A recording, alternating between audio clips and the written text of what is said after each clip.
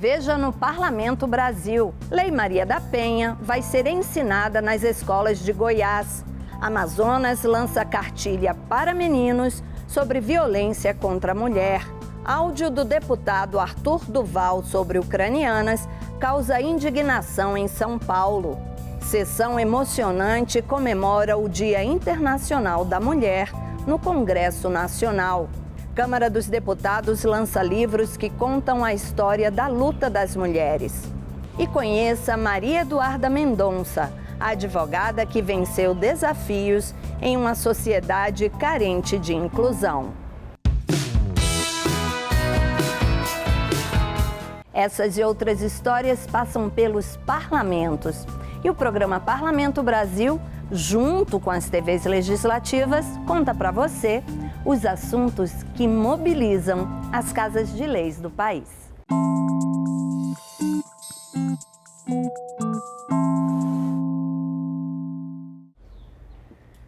No mês da mulher, 2022 anos depois de Cristo, ainda temos de falar sobre violência contra mulheres. Em Goiás, para combater o problema e criar cidadãos mais conscientes, uma nova lei aprovada pelos deputados e sancionada pelo governador Ronaldo Caiado determina que a Lei Maria da Penha seja ensinada nas escolas. Um pesadelo, uma vida de medo. A violência doméstica e familiar, infelizmente, ainda está presente na rotina de muitas mulheres. No ano de 2021, Goiás registrou mais de 28 mil ocorrências de agressões a mulheres. Geralmente, o inimigo mora debaixo do mesmo teto da vítima. Na maioria das ocorrências, o agressor é o atual parceiro ou ex-companheiro.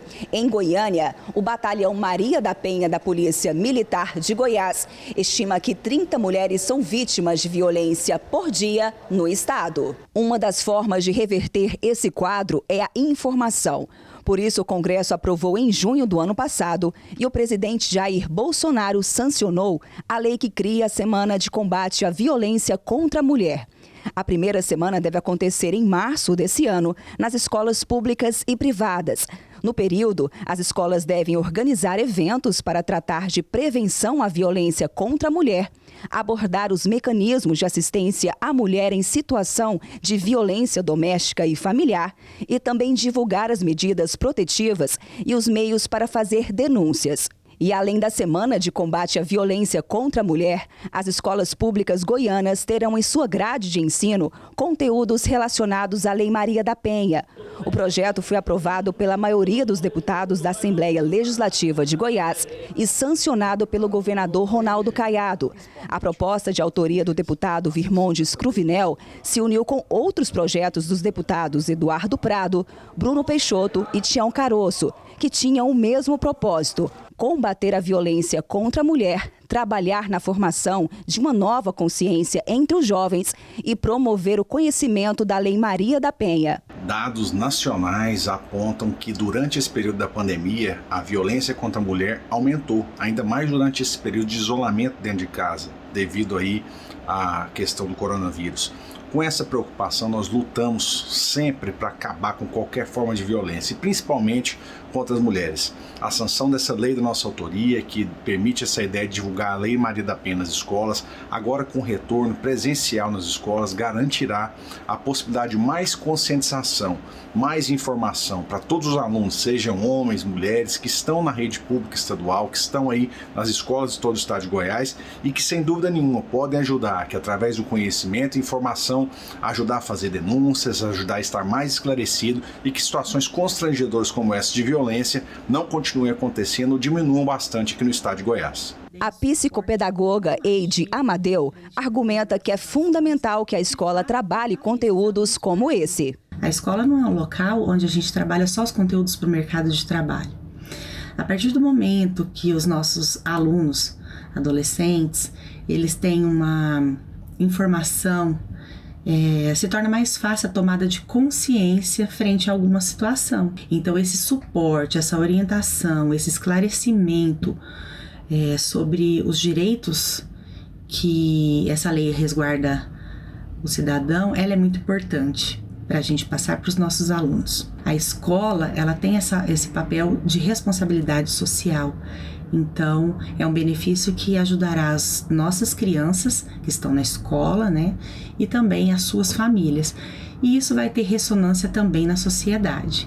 O Amazonas também está usando a educação como instrumento de combate à violência contra a mulher. Uma cartilha feita especialmente para meninos. E na Assembleia de São Paulo, deputados repudiam as falas machistas de Arthur Duval em relação às mulheres ucranianas. Veja o que foi notícia nas casas legislativas do país. Deputada doutora Maiara lança cartilha sobre violência contra a mulher. O objetivo é trazer orientações e esclarecimentos sobre os direitos das mulheres e como denunciar possíveis casos de violência.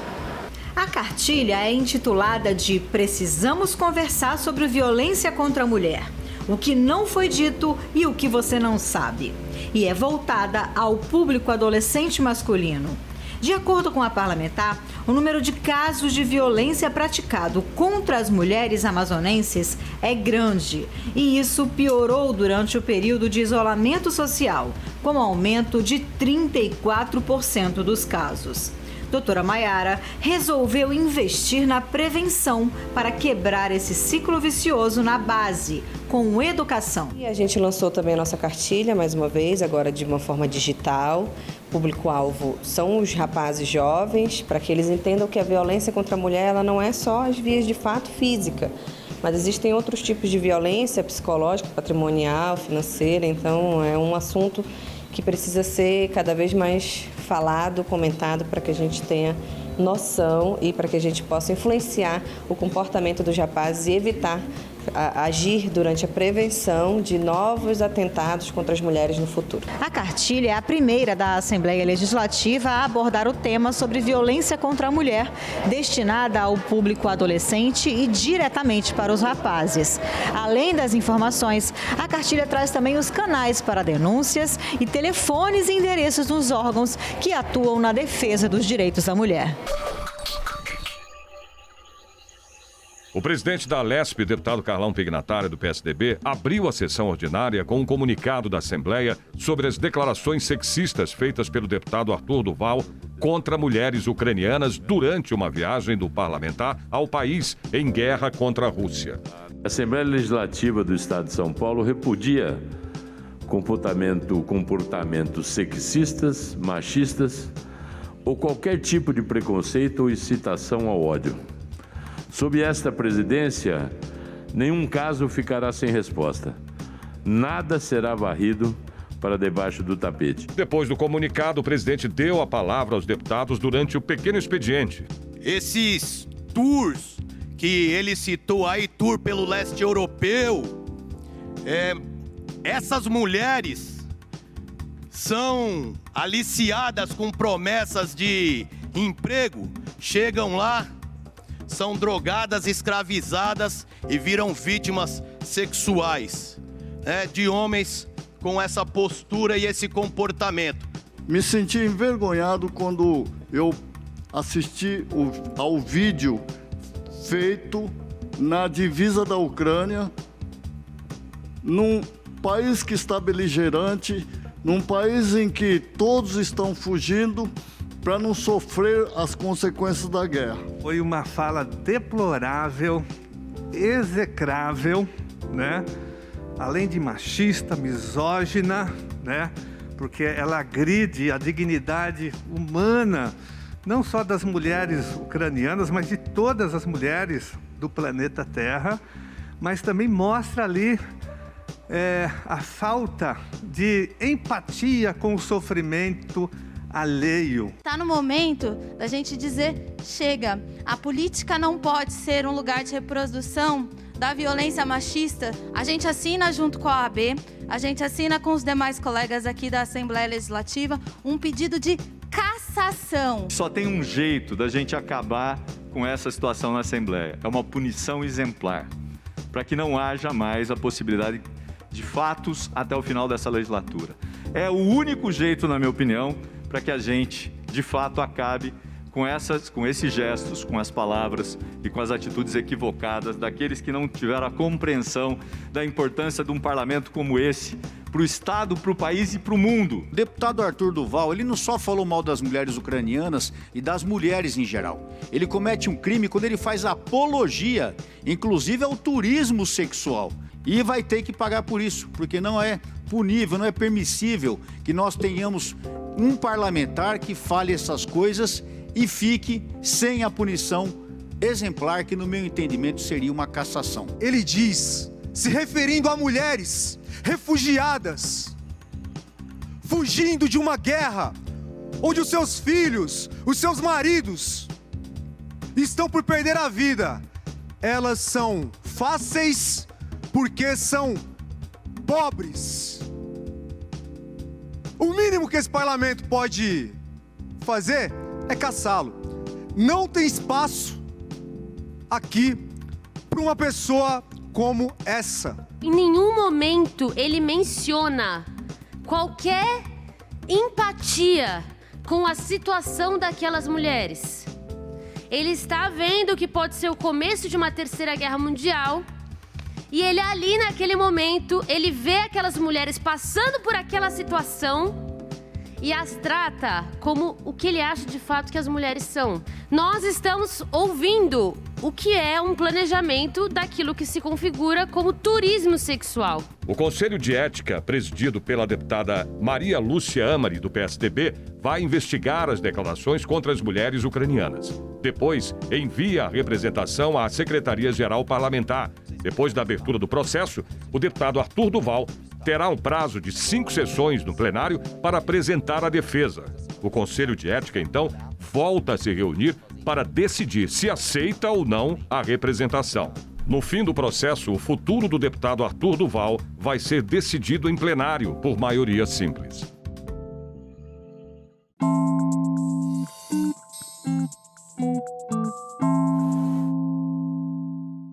Em homenagem ao Dia Internacional da Mulher, a Câmara dos Deputados lançou 3 livros que aprofundam a história da luta das mulheres por emancipação.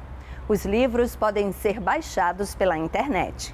A Edições Câmara publicou 3 livros para celebrar o Dia Internacional da Mulher. O lançamento ocorreu durante o 2º Encontro Nacional de Procuradorias da Mulher.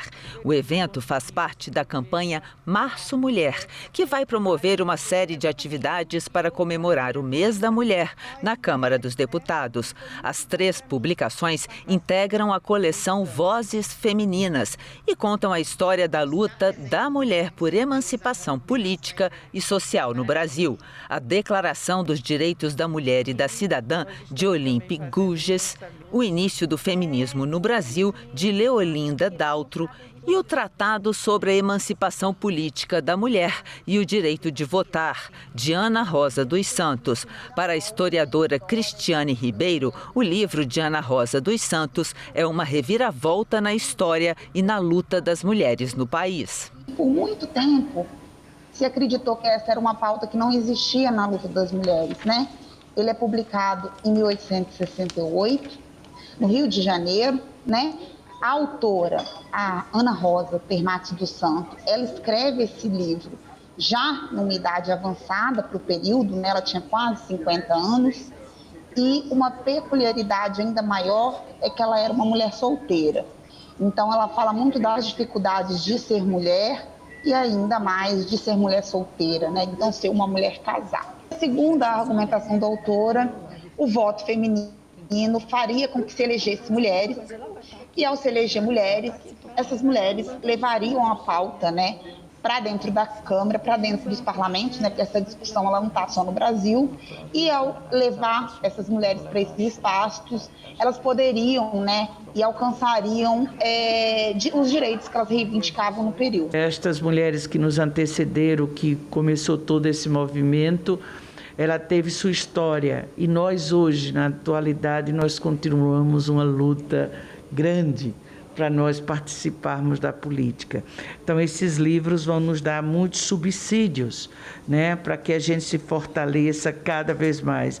E quando a gente tiver assim, ai meu Deus, não vai dar para fazer, aí a gente vai se lembrar destas mulheres que vieram e que transformaram, que vieram à frente do tempo para hoje nós estarmos aqui. Os livros podem ser adquiridos no site da Livraria da Câmara, no endereço livraria.câmara.leg.br.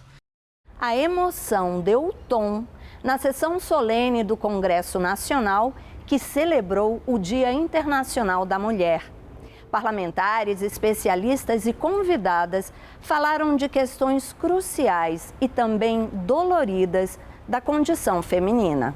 As guerreiras de sempre lembraram das ucranianas e da devastação na nação europeia. As mulheres ucranianas neste momento representam, não há dúvida nenhuma, as mulheres do Brasil, portanto representam também a todas nós as esperanças de todo mundo. Infelizmente, esperanças doloridas pela dor, pelo sofrimento que elas, infelizmente, hoje estão passando.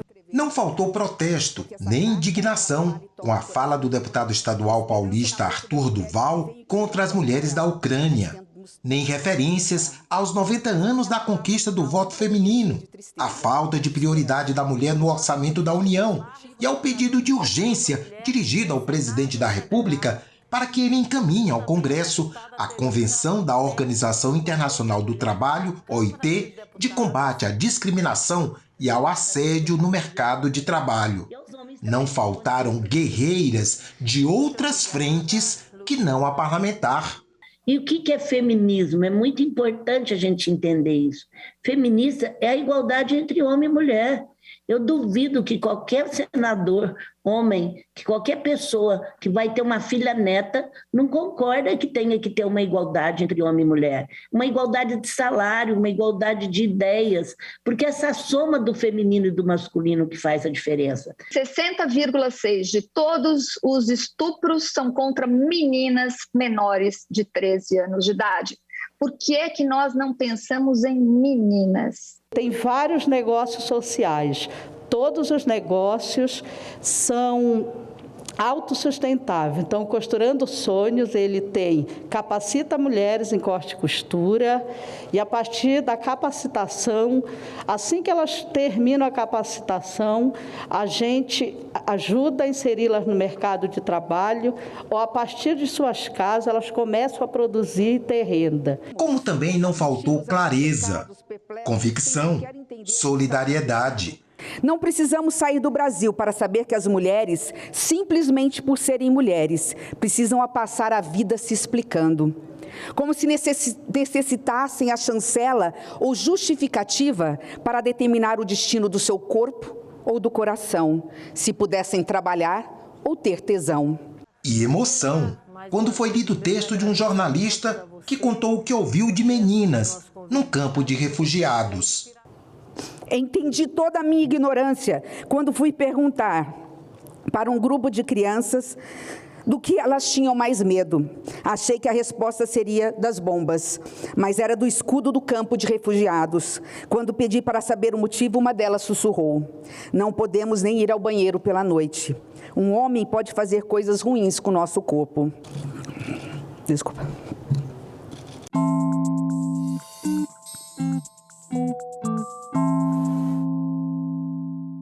O Parlamento Brasil tem uma nova parceira.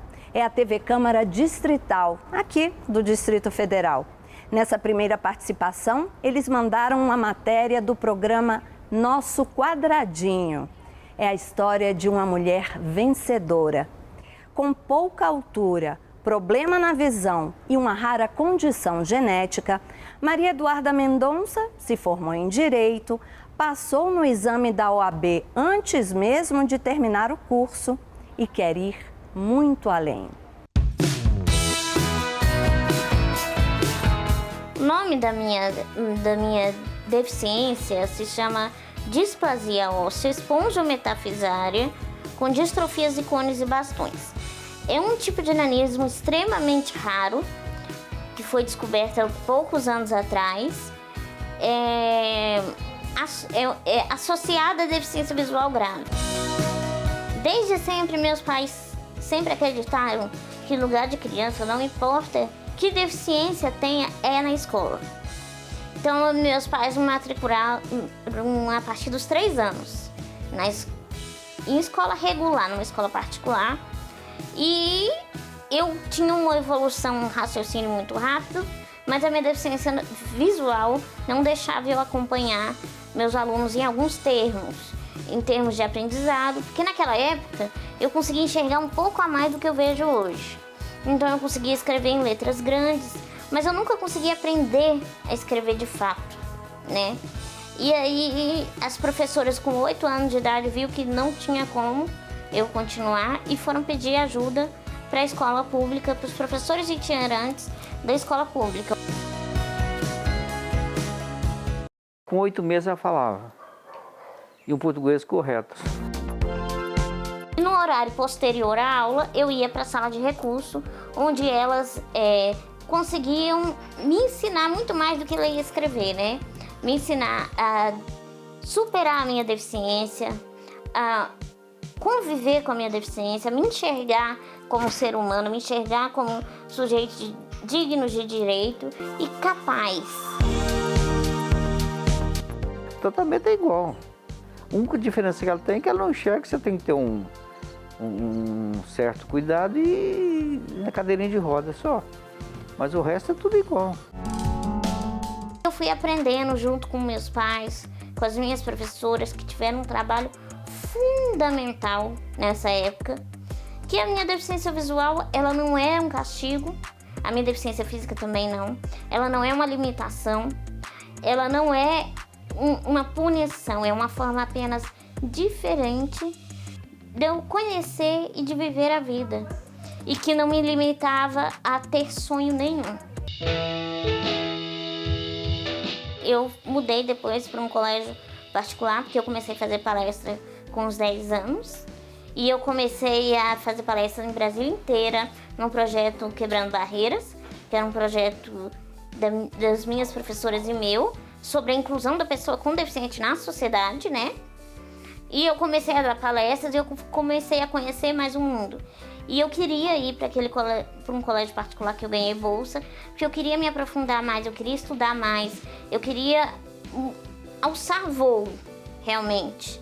Porque naquele momento eu já estava pronta, preparada para isso. E depois disso eu fiz curso de Direito. E depois do curso de Direito eu fui para pós-graduação em Ordem Jurídica e Ministério Público na Escola do MP. E depois eu ganhei uma bolsa no Instituto Carla Patrícia para preparação, para mentoria, para o concurso da magistratura. Durante a minha faculdade, tive muitos amigos do ensino médio, amigos que me ajudaram até hoje, que também fizeram direito ou não. Tive amigos que eu conheci lá que me ajudaram, e minha mãe me acompanhou a faculdade inteira, porque como o campus é muito grande, né? Eu precisava de ajuda, nem sempre eu tinha aula com os mesmos colegas, então a minha mãe me acompanhou na faculdade. E meu pai também um pouco na pós-graduação, onde a deficiência da minha irmã agravou muito, a doença dela virou crônica renal. Hoje ela vai para a fila de transplantes. E aí meu pai aposentou e pôde cuidar melhor, ajudar para que eu não desistisse, né? Então ele me acompanhou também na pós-graduação, ele e minha mãe. Eu sempre tive um esteio, um apoio muito forte da minha família. Ela é advogada, tudo, os médicos são dela. Você entendeu? Não ficou dentro de casa. Hoje eu leio praticamente mais de 120 livros por ano, sozinha. Artigo 1º, título E, dos princípios fundamentais. Art. 1º, a República Federativa do Brasil, formada pela união indissolúvel dos estados e municípios e do Distrito Federal. Eu leio com a minha mãe hoje, mas é mais quando dá tempo e por prazer, por gostar de ler com ela. E aqueles livros de direito que não tem ainda em versão para e-book. Então, nesses assim, aí a minha mãe lê, meu pai lê, minha amiga Letícia me liga da casa dela, a amiga Fernanda também me liga e me lê comigo umas 2 horas por semana. As professoras aposentadas fazem exercício comigo. E não tem como nenhuma criança aprender a conviver numa sociedade se ela não está pronta para a sociedade. Porque a gente vive numa sociedade que não é inclusa. A inclusão precisa ser feita diariamente.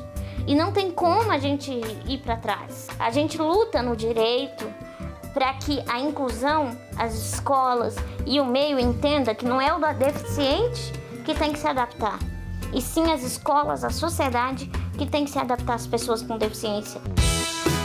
Eu quero ser juíza porque eu acredito num mundo melhor. E eu acredito num mundo mais incluso. Mas é um desafio que eu acredito e que eu vou conseguir, não só para mim, mas para muitos que virão depois de mim. Porque a deficiência, ela não vai ser um empecilho para mim alcançar a magistratura, ela é um desafio. Mas ela, de maneira nenhuma, muda a minha capacidade de fazer um mundo melhor a partir do meu trabalho.